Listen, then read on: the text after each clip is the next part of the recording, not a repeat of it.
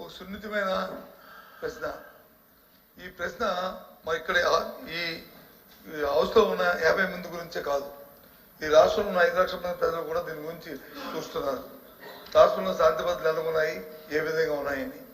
సభ్యులు అడిగిన ప్రశ్నకి వచ్చి సూటిగా సమానం చెప్పకుండా దానికి వారు వచ్చి బాధ్యతను కాకుండా అబాధ్యతగా వారు వచ్చి రాజకీయ ఉపన్యాసం కోసం, రాజకీయ అద్దె కోసం చేస్తున్న ఈ నేపథ్యంలో ముఖ్యంగా మేమే కాదు అధ్యక్ష, ప్రభుత్వంలో ఉన్న నేనైతే చదివాను, ఇక్కడ సందర్భం అయినా కాకపోయినప్పటికీ సొంతంగా ఉన్న ప్రభుత్వంలో ఉన్న డిప్యూటీ సీఎం గారు కూడా రాష్ట్రంలో శాంతి భద్రతలు క్షీణించాయనే విషయాన్ని కూడా చెప్పిన విషయాన్ని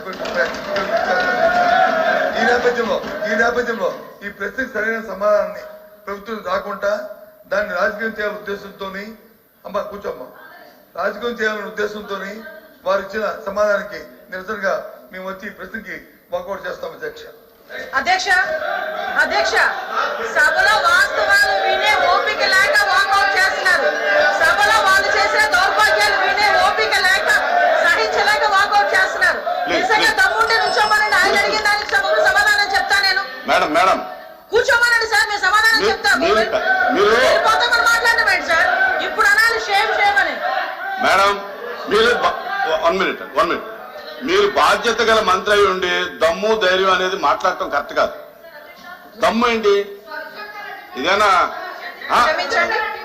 ప్లీజ్ సార్ యనమల రామకృష్ణ